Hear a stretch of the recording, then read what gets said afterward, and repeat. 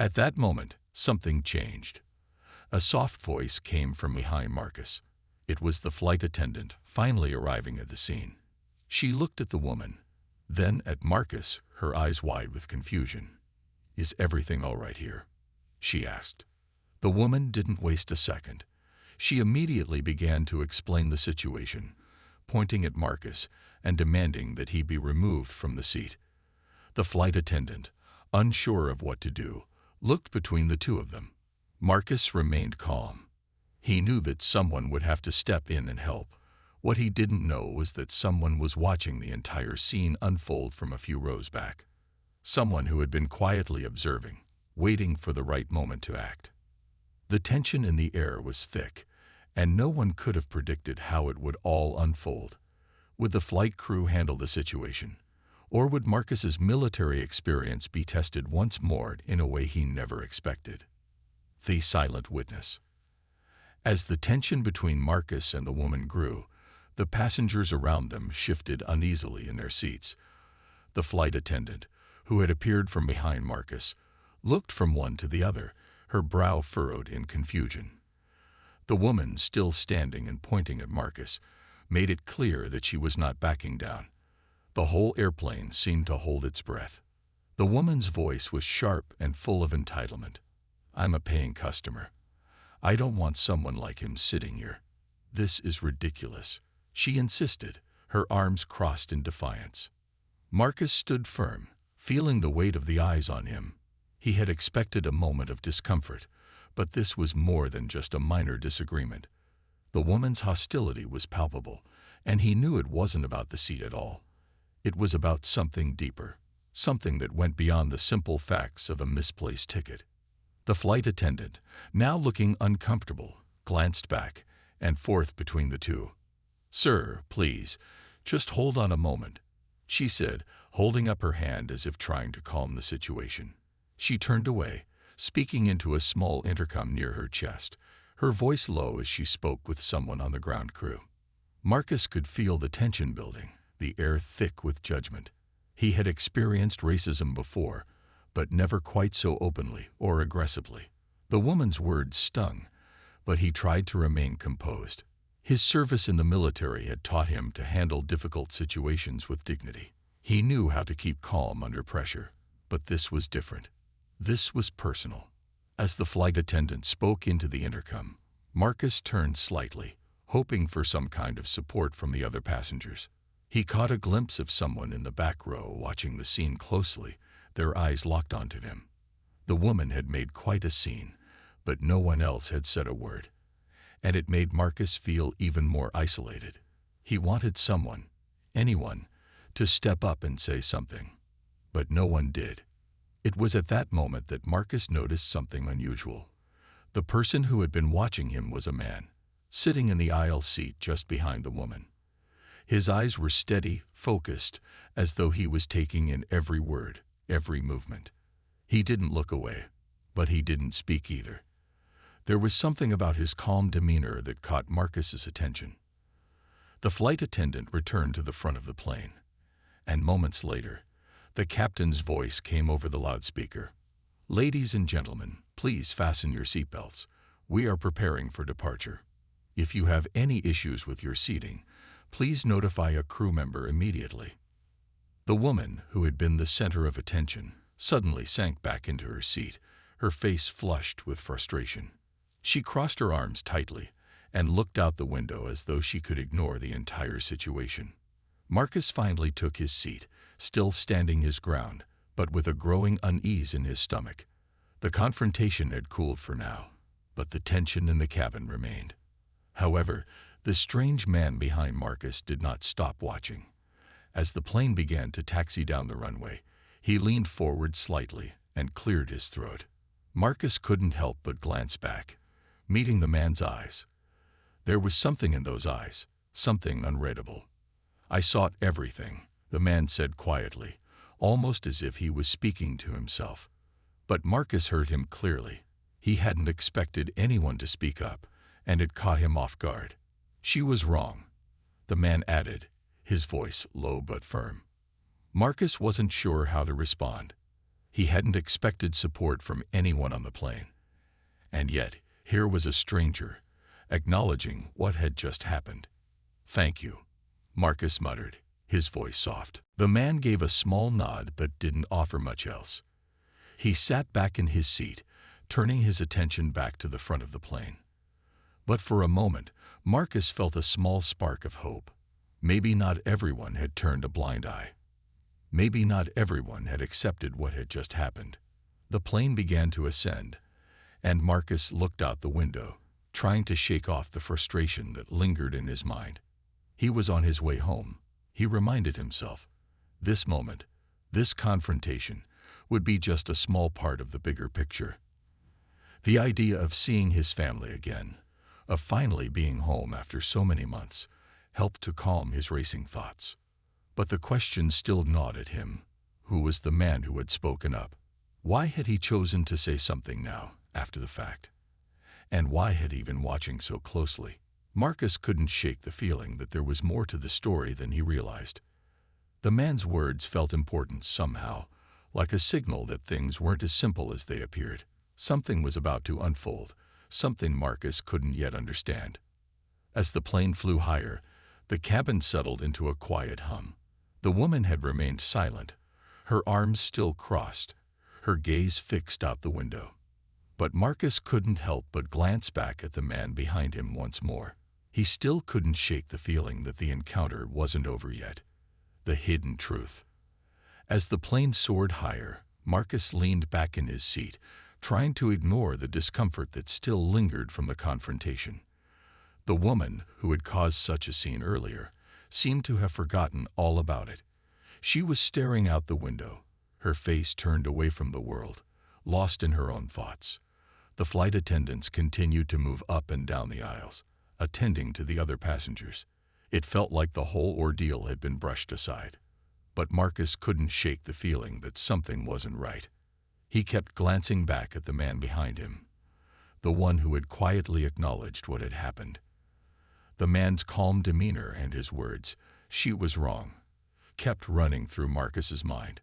He couldn't figure out why this stranger had spoken up. Most people would have turned a blind eye, or at best, offered a brief look of sympathy. But this man had done more than just watch. He had shown that he understood the situation and didn't accept it for what it was. Marcus tried to relax and focus on the fact that he was heading home after months of being away. His thoughts wandered to his family, to the reunion he had been anticipating. But the memory of the woman's words, the sharpness in her tone, the coldness of her judgment, still haunted him.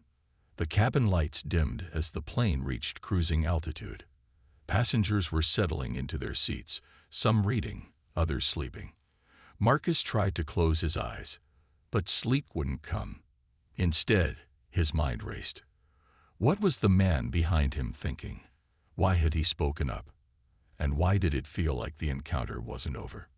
Suddenly, Marcus heard a voice again, a voice that broke through the quiet hum of the airplane. It was the man. He was speaking to Marcus, and this time, he wasn't speaking quietly. His tone was low, but it was clear enough to catch Marcus's attention. "You don't know who I am, do you?" the man asked, his voice calm, but with an edge of seriousness. Marcus tensed.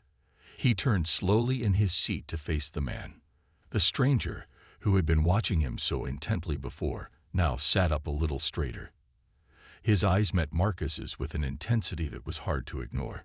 It was the same man from earlier, the one who had acknowledged the injustice of the situation. "No, I don't," Marcus replied, his curiosity piqued. The man's question had taken him off guard, and Marcus couldn't help but wonder why he was bringing it up now. The man gave a small nod, as though he had expected that answer. "You wouldn't," he said, his voice dropping even lower. "But you're about to." Marcus felt a chill run down his spine. There was something in the man's tone that suggested he was about to reveal something important, something that would change everything. Marcus couldn't help but lean in, sensing that the conversation was heading into dangerous territory. The man glanced around the cabin, ensuring no one was listening. His eyes darted from one passenger to another before settling back on Marcus. "I've been watching you," the man continued, his voice barely a whisper now. "I saw what happened back there. The woman, she was wrong. But this situation isn't as simple as you think." Marcus's heart skipped a beat. What was the man talking about? This wasn't just about the woman's rude behavior anymore. Something much deeper seemed to be going on. And Marcus was starting to feel like he was in the middle of it all, like he had been pulled into a story he didn't understand. "Who are you?" Marcus asked, his voice low but firm. "What do you mean? It's not simple." The man didn't respond immediately. Instead, he glanced out the window, his face reflecting the dim light of the cabin. It was as if he was choosing his words carefully, weighing what to say next. Finally, he turned back to Marcus, his eyes darkening. "You're not just dealing with a racist woman on a plane," the man said, his voice cold and direct. "You're dealing with something much bigger. There are people behind this. People who use situations like this to manipulate the way the world sees things. They'd been watching you, Marcus." Marcus's pulse quickened. He had been in enough tight spots in his life to recognize when something serious was going on. This man, this stranger, was not just talking about an embarrassing airplane incident. He was talking about something much more dangerous. But why was he telling Marcus this? And what did it have to do with him? The man leaned closer, his voice dropping to a near whisper. "You're in this deeper than you realize. That woman, she was just a pawn in a bigger game. And you're the one they've been waiting for." Marcus felt the weight of the words press down on him. His mind was spinning. Who was this man? And why did he seem to know so much about him? Before Marcus could respond, the man leaned back in his seat, his face returning to its neutral expression. "All I can tell you right now is that you need to be careful. This is far from over." Marcus sat back in his seat, his mind racing. He tried to make sense of what the man had just said, but the more he thought about it, the more questions arose. Who were they? What was the bigger game? And why was he involved? As the flight continued, Marcus couldn't shake the feeling that something was coming, something that would turn his world upside down. And he had no idea what to do next. The revelation. As the flight continued, the words the stranger had spoken echoed in Marcus's mind. He was sitting in his seat, but it felt as if his world was spinning around him. His gaze kept flicking toward the man sitting behind him, who had told him that this situation was just the beginning of something much bigger. The man had mentioned they, but who were these people? What kind of game was being played? Marcus had never felt more out of place in his entire life. Despite the confusion swirling inside him, Marcus tried to focus on the present. He had his family waiting for him back home, and he needed to remain calm. But the man's words weighed heavily on his shoulders. He couldn't just ignore them. He had to understand what was going on. As if reading his mind, the man spoke up again. "Look," he began, his voice quieter now. "I know this is a lot to take in, but trust me when I say, you're not the only one who's been manipulated. There are others, just like you. They've been following your every move." Marcus's heart raced. "Who are they? What do you mean following me?" he asked, his voice almost shaking. The man leaned forward again, his eyes scanning the cabin as though making sure no one was eavesdropping. Then, in a tone that was both serious and urgent, he spoke again. "You're more important than you realize, Marcus. It's not just about race or a woman on a plane. This goes much deeper. There are powerful people behind this, a group with connections everywhere, watching and controlling everything. And they know exactly who you are." Marcus felt his stomach tighten. His mind raced to make sense of the man's words, but it was like trying to solve a puzzle with missing pieces. "How do you know all this?" Marcus asked, unable to hide the disbelief in his voice. The man gave a half smile, but there was no humor in it. "Because I've been in the game much longer than you. I've seen it firsthand, how they manipulate situations, twist people's lives, and control the narrative. They pick targets, people like you and set them up in situations where they're forced to react. They watch how you act, how you think, how you respond, and they use that information to their advantage. Why me? Marcus asked, feeling the weight of his confusion pressing down on him. The stranger paused for a moment, his gaze steady. Because you have something they want, something that could change everything. But it's not just about you anymore. It's about what they're willing to do to make sure they stay in control. The words "change everything" hit Marcus like a ton of bricks. What could he have that was so important? He wasn't anyone special, just an ordinary guy trying to get by. I don't understand, Marcus admitted, his voice barely a whisper. The man's eyes softened, but the concern in his gaze remained. I know it's hard to believe. It sounds crazy, doesn't it? But you're in this now, whether you want to be or not. And the truth is, you're being watched every second of the day. They know exactly where you are, what you're doing, even when you think you're alone. Marcus felt his skin crawl. He had always known that technology made privacy difficult, but this was different. This was on another level. His mind flashed to the woman who had denied him the seat, what had seemed like a simple, personal slight. Could it really be part of something bigger? He felt like he was sinking into a rabbit hole, unsure whether he should dig deeper or turn back. The man seemed to notice the doubt on Marcus's face. You're thinking it's all just coincidence, right? But trust me, this wasn't a random incident. Everything you've experienced so far is connected to a much bigger plan, and you're going to be faced with a choice very soon. Marcus felt a sense of dread creep over him. What choice? What could he possibly have to choose between? Before he could ask any more questions, the plane began its descent toward the airport. The seatbelt sign blinked on, and the flight attendants made their final rounds, preparing everyone for landing. The man behind him fell silent, his expression unreadable. Marcus's heart was still pounding. He was no closer to understanding what was going on, but he knew one thing for sure. The encounter with this mysterious man was only the beginning. His life was about to change in ways he couldn't predict, and there was no turning back now. As the plane touched down and taxied to the gate, Marcus couldn't help but feel a growing sense of urgency.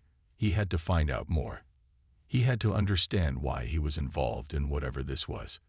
He needed answers, and he wasn't going to stop until he got them. The moment the plane came to a complete stop, Marcus unbuckled his seatbelt and stood up. He glanced over at the man, but the stranger was already gone, blending into the crowd of passengers who were making their way out of the plane. Marcus stood there for a moment, unsure of what to do next, before he followed the others off the plane. As he stepped into the terminal, his thoughts raced. The man's words still haunted him, and he couldn't shake the feeling that something dark and powerful was waiting for him just beyond the horizon. And whatever it was only a matter of time before it found him. The hidden threat. The airport was a blur of movement and noise, but Marcus felt detached from it all. The bustling crowd seemed distant as his mind raced with the cryptic words of the stranger. What had he meant by "you're being watched"? Who were the people behind this shadowy operation? Marcus couldn't shake the feeling that everything he had ever known was about to change. He walked quickly through the terminal, trying to clear his head. The hum of the airport felt almost suffocating now, as though the walls were closing in on him. The normalcy of the place, the people hurrying to catch their flights, seemed to mock him. He was no longer just a traveler, moving through the motions of life. He was part of something bigger, something he didn't understand. As he reached the baggage claim area, Marcus pulled out his phone, but before he could check any messages, a text alert popped up on the screen. It was from an unknown number. His pulse quickened as he hesitated, then opened the message. It was short, direct, and unsettling. I know what you're looking for. Don't trust anyone. The truth will destroy you. Marcus's heart dropped. He looked around quickly, as though the message had somehow made him a target. Was this some kind of threat? Who could have sent it? And how did they know what he was thinking? He scanned the crowd, but no one seemed to be watching him. He shoved the phone back in his pocket and tried to steady his breathing. He had to find answers. He had to know who was behind all of this. As he stood there, lost in his thoughts, his phone buzzed again. This time, the message was even more chilling. "They are watching you right now. Do not go home. Meet me at the cafe near the airport entrance." The text ended with a time, 5:30 p.m. Marcus glanced at his watch. He still had an hour before then, but the tension in his chest made it feel like time was closing in on him. Who was this person? Was it the same man who had spoken to him on the plane, or was it someone else? Either way, it was clear that someone was keeping a very close eye on him. The thought of meeting someone in a public place made Marcus uneasy, but the truth was, he didn't have many options. He needed information, and if this person knew something, he had no choice but to go. He left the baggage claim area, making his way toward the cafe. The airport's quiet halls now felt like a maze, and the weight of the unknown pressed down on him with each step. As he walked, his mind replayed the events of the flight. The woman who had denied him the first-class seat, the mysterious stranger who had warned him about being watched, and now these unsettling messages. What was going on? Who was playing him? And why? He found the cafe just before 5:30. It was a small, quiet place, tucked into a corner of the airport. The soft hum of conversation blended with the clink of coffee cups, and the smell of freshly brewed coffee filled the air. Marcus stepped inside, his eyes scanning the room for anyone who might be waiting for him. A few people sat at tables, chatting quietly or reading newspapers, but no one stood out. He walked to the counter, ordered a coffee, and took a seat near the window, still keeping a lookout for anyone suspicious. He couldn't shake the feeling that something wasn't right. His senses were on high alert, every little sound seeming louder than it should be. The minutes dragged on, and just when Marcus began to think he had been stood up, the door to the cafe opened. A man stepped inside, his eyes scanning the room quickly. Marcus tensed. He couldn't be sure, but there was something familiar about the man. He was tall, wearing a dark jacket and glasses, and he moved with a kind of purposeful stride that told Marcus he wasn't just an ordinary traveler. The man's gaze landed on Marcus, and for a moment, their eyes locked. Without a word, the man walked over to Marcus's table and sat down across from him. "You came," the man said, his voice low and calm. "That's good." Marcus didn't know how to respond. He stared at the man, trying to figure out who he was, what he knew, and why he was involved in all of this. "I know this is all very confusing," the man continued, his gaze steady. "But you have to trust me if you want to survive what's coming. They won't stop. They'll keep coming after you until they get what they want." Marcus's mind raced. "Who are you? What do you mean? Who's after me?" The man's expression softened slightly, though his eyes remained sharp. "I'm someone who's been watching this happen for a long time, and I know what they're capable of. I also know you don't have much time before things escalate. You've already been caught in their web." Marcus's heart pounded. Caught in their web? What are you talking about? The man sighed. "It's not just about you anymore. They're looking for certain people who can help them move forward with their plans. And you're one of those people, whether you like it or not." The conversation was going in circles, and Marcus felt frustration build. But then the man leaned forward and lowered his voice, speaking in urgent tones. "I can help you," he said, "but you have to be ready. They'll come for you soon. And when they do, you won't be able to escape unless you know how to fight back." Marcus was stunned. Fight back? He wasn't even sure who his enemy was. But one thing was clear. The stakes had been raised. He wasn't just facing a petty dispute anymore. This was something much bigger. "Who's coming after me? What do they want?" Marcus asked, his voice shaking with a mix of fear and determination. The man's face was grim as he stood up. "You'll find out soon enough. But for now, you need to be careful. Trust no one. And remember, they're always watching." With that, the man turned and walked away, disappearing into the crowd. Marcus sat there, his coffee now cold, his mind racing with new questions. He had hoped for answers, but now he was more confused than ever. Whoever these people were, they weren't going to stop until they got what they wanted. And Marcus was at the center of it all. The truth unveiled. Marcus sat in the cafe, the weight of the man's words sinking in. Every word echoed in his mind. They're always watching. Who were these people? What were they after? The stranger had spoken in riddles, offering no clear answers, just cryptic warnings. But one thing was for sure. Marcus was in danger, and the danger was closing in on him fast. The airport around him seemed normal, but his senses were heightened. He felt like everyone in the room was a potential threat, like eyes were on him from every corner. His palms were sweaty as he gripped the edge of his cup, trying to calm his nerves. What was the next move? What was he supposed to do now? His thoughts were interrupted by a sudden ping from his phone.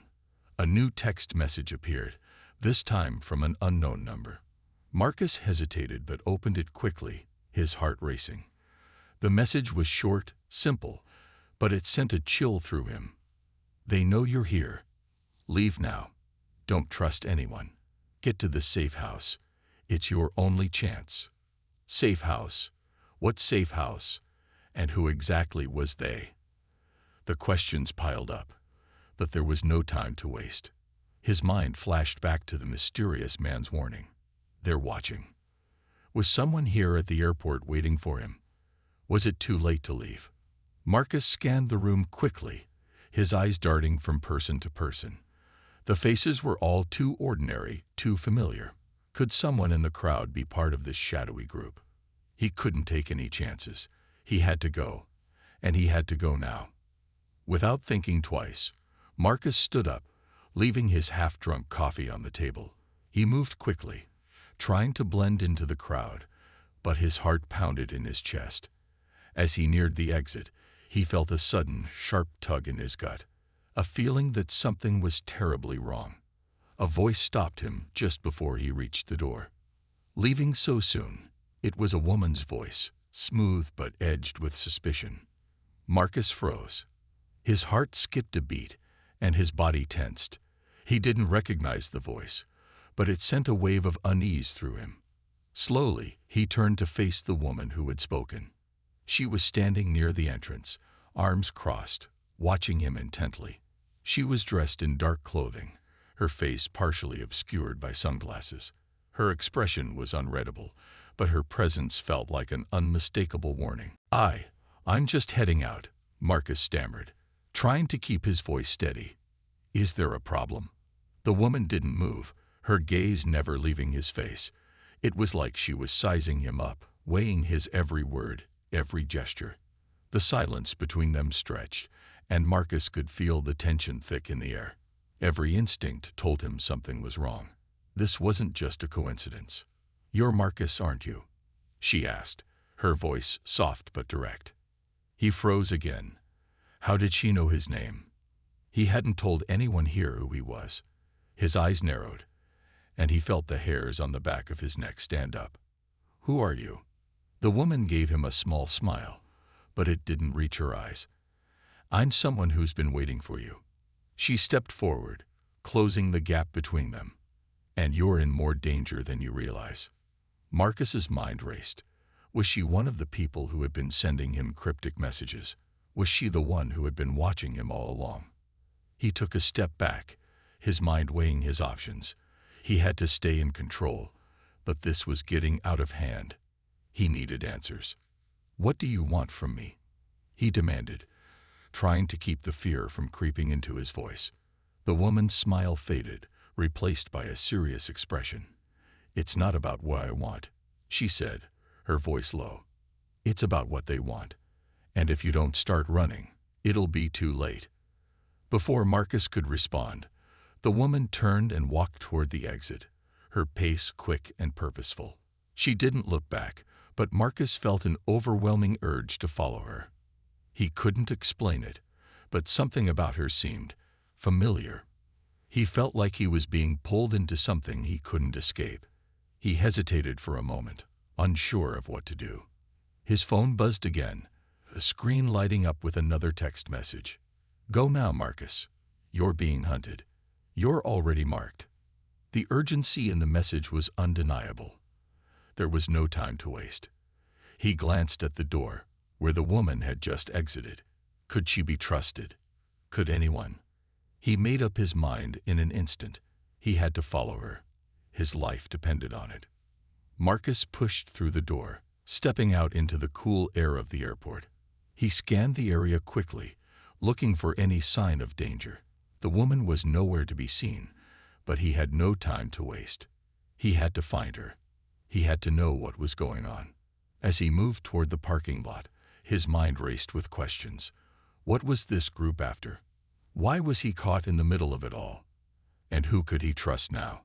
A loud noise behind him caught his attention. He turned quickly, but by the time he looked back, it was already too late. Someone had been watching him all along. The final revelation. Marcus's mind was spinning. The woman's words, "You're being hunted," echoed in his head as he hurried through the airport parking lot. He didn't know who he could trust anymore. His whole life had turned upside down in the last 48 hours. Who was chasing him? And why? He glanced around, the cold wind biting at his skin, his senses on high alert. The parking lot was mostly empty, but something didn't feel right. It was too quiet. The sound of his footsteps echoed too loudly as he moved, his hand instinctively gripping his phone. His heart raced, and his breath was shallow. He couldn't shake the feeling that someone, or something, was watching him. Suddenly, a car pulled up beside him, its headlights blinding him for a moment. Marcus froze. The door opened, and out stepped a man dressed in black. He looked familiar, but Marcus couldn't place him. The man stepped forward with slow, deliberate steps. "Marcus," the man said in a calm but firm voice, "you need to come with me. Now." Marcus's eyes narrowed. "Who are you?" he demanded, feeling his pulse quicken. Was this part of the group? Was this the danger the woman had been warning him about? The man didn't answer directly, but the look on his face was enough. "We don't have much time. They know you're here. You're not safe." "Who are they?" Marcus demanded, stepping back. "Who's after me?" The man didn't answer immediately. Instead, he pulled something from his pocket, a small, sleek black device. "I can't explain everything now, but if you want answers, you need to trust me." He glanced around nervously, making sure no one was watching. "They've been tracking you for days, and you don't even know it." Marcus felt a chill run through him. This was starting to feel like some kind of nightmare. "What do you mean, tracking me?" The man stepped closer. "It's complicated, Marcus, but you've got to come with me. The longer you stay here, the more dangerous it gets." Before Marcus could respond, another voice interrupted them. "Leave him alone." Marcus whipped around. It was the woman, the same one who had warned him earlier. She was standing in the distance, watching them closely, her eyes filled with urgency. "Get in the car," the man said quickly, turning his back to the woman and moving toward the car. "Now, Marcus, we don't have time for this." Marcus hesitated, torn between the two people who had entered his life so suddenly. Was the man telling the truth, or was the woman the one who really knew what was going on? He wanted answers. He needed answers. But in that moment, everything clicked. The man's urgency, the woman's warnings, the cryptic texts. It all made sense now. The group that had been watching him, whoever they were, was about to make their move. Suddenly, Marcus heard the distant sound of sirens wailing. His heart skipped a beat. It was getting closer. Without thinking, he ran toward the woman, trusting his instincts. "We need to go. Now." She didn't hesitate. She turned and started walking quickly toward an unmarked car parked at the edge of the lot. Marcus followed her, glancing over his shoulder to see the man in black, still standing by the other car, watching them intently. The sirens grew louder, and Marcus knew that they were running out of time. The woman got into the driver's seat and unlocked the door.